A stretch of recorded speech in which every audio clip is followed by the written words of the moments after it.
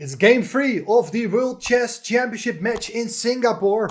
And so far, after 2 games, world champion Ding Liren is in the lead, 1.5 against half. So the big question for today's game is Gukesh, the challenger, able to bounce back and score his first victory of the match? Let's have a look. Gukesh is playing with the white pieces, and in game 1, he played here the move 1e4 because the French defense was an incredibly exciting game.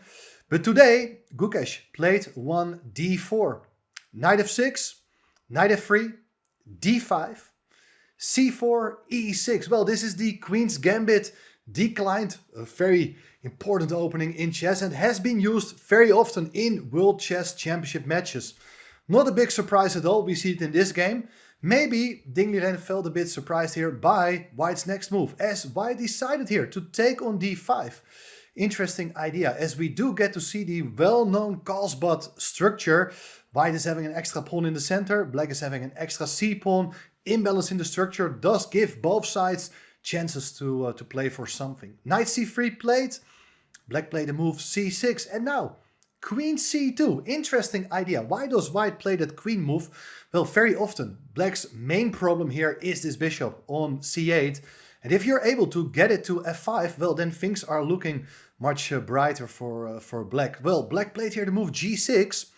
Important idea, preparing this idea with bishop coming to f5. Now, in the past, a lot of games proceeded here with bishop g5. And after something like bishop e7, e3, Black indeed gets the chance to trade off the light squared bishops. And in general, these positions are considered to be pretty harmless. Now, back to the game, as instead of bishop g5, Gukesh came up with a very interesting idea.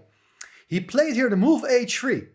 And I imagine that a lot of people see this move h3, believing that, well, you're controlling the g4 square, preventing the black bishop coming to g4 at some point. But Gukesh has a different plan. After bishop to f5, the queen is under attack, and the queen got here to has to move here for the second time now. Queen goes to b3, attacking the pawn on b7. Black defends it with queen b6. Now you see often these queens opposing each other. Who's going to exchange here first?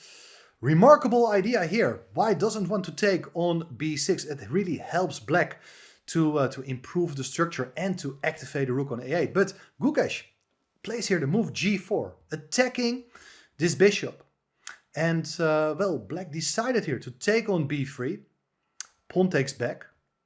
And now the bishop comes into c2. And, well, it looks like White is going to lose that pawn on b3. But this was still home preparation by Gukesh. Very clear piece of home preparation. This is something you not allow without any without missing any sort of knowledge here. So bishop f4 played.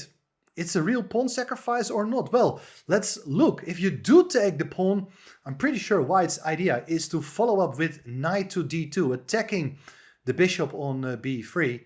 And, well, the bishop is having a very hard time. If you go back to c2, there is rook c1, and the bishop is getting trapped. Even if you go to e4, you can just play f3, and the bishop is gone. So, instead of going back to c2, maybe bishop c4 could be considered. But then, in that case, there's knight takes c4. You manage here as White to get rid of that important bishop. And likely you're winning back the pawn on c4 as well. Tremendous, overwhelming advantage for White with the bishop pair, with the central pawns. And an important point, of course, is that protecting the pawn on c4 with b5 can easily be met, for instance, by knight takes b5, piece sacrifice, and then you put the bishop on g2, attacking the rook. The rook is trapped, so White is going to end up with more material.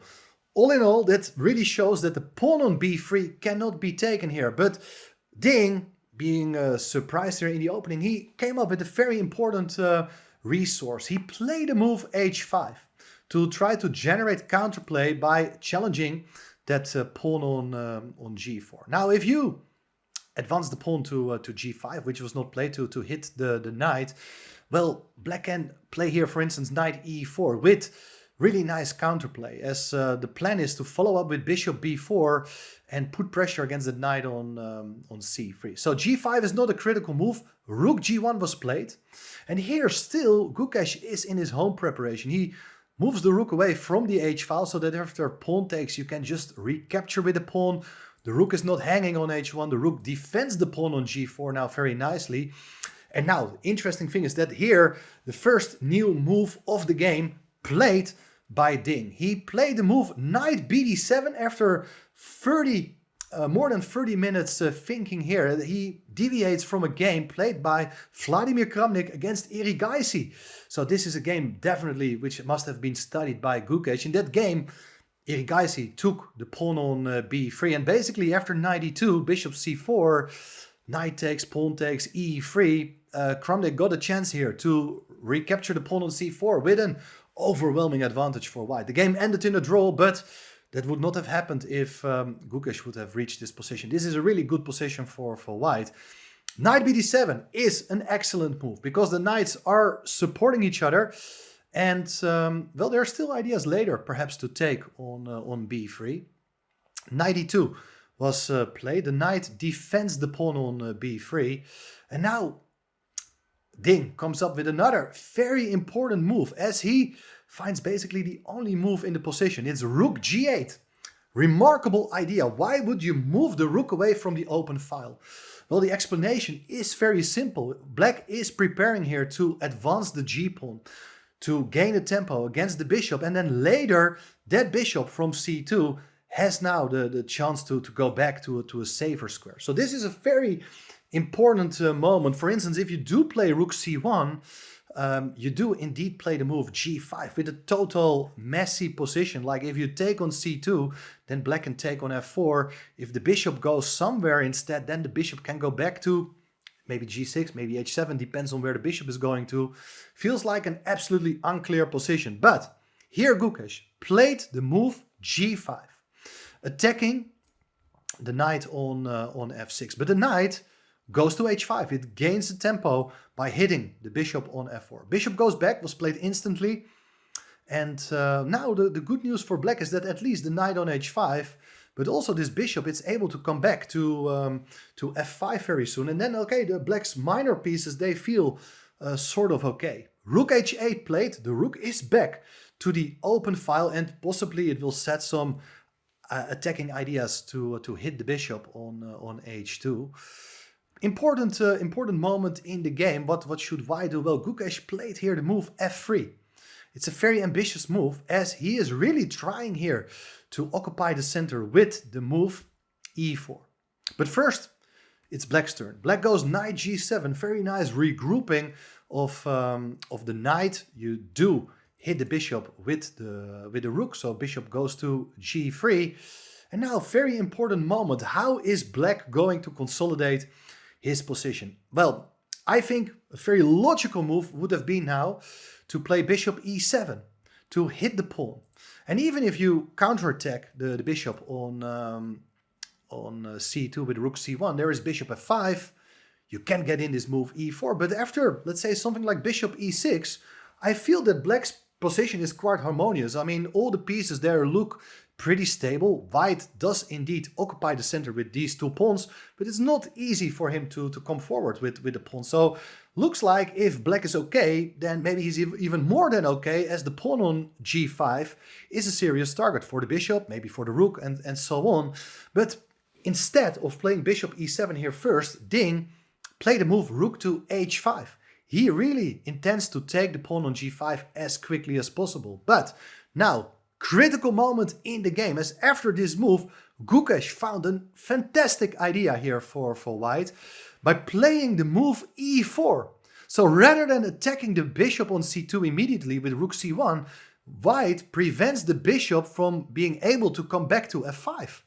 And that means that if you do take the pawn on g5, there is rook c1 and the bishop is trapped. Rook takes pawn is not possible here. What should be done instead? Well, Ding decided here to take on e4. I really doubt that's the right way of playing. White can take back with the pawn. Again, wonderful center. Rook c1 is a huge threat. but probably had been counting here on the move knight e6, so that the knight is attacking the pawn on g5, it's attacking the pawn on d4, white played rook c1, bishop is under an attack, knight takes d4, black is taking a pawn and defends the bishop on c2, but black's position is quite vulnerable, as here with the move bishop to f2, white is attacking that knight on d4, and if you support a knight, well, then later on the bishop on c2 can be taken. Well, bishop g7 was played. That's actually still quite an important idea. Now, taking on d4 is not a good plan, because if you take back and rook takes c2, at the end of the day, that rook on g1 is just hanging. So what is going on here? How is white going to exploit the coordination problems of black here? Well, there followed fantastic move by Gukesh, knight to e2. He is attacking that knight on d4. There are no good squares for the knight to go to. If you take on e2, his bishop takes e2, and still the bishop on c2 is threatened to be taken. Also the rook on h5 is hanging. So after knight e2, all of a sudden black is in big trouble. Knight takes b3 was played in the game. Black is taking a second pawn. Now, of course, don't take on b3. After bishop takes b3, black is just two healthy pawns up. Rook takes c2 was played in the game. Knight takes d2, and well, very important that you recapture in the right way. If you take with the rook, there is knight e5 with a huge knight fork on f3 looming. This is not what you would like to allow. So rather than taking back with the rook, king takes d2 was played, and we have this position in which white is up a bishop versus two pawns. But look at these pawns on the queen side. They are not dangerous. They are not near promotion at all. So it looks like white is in fantastic shape. But black, Ding, is still fighting here with knight e5. Same knight fork on f3 in the air. White protects it with knight to d4.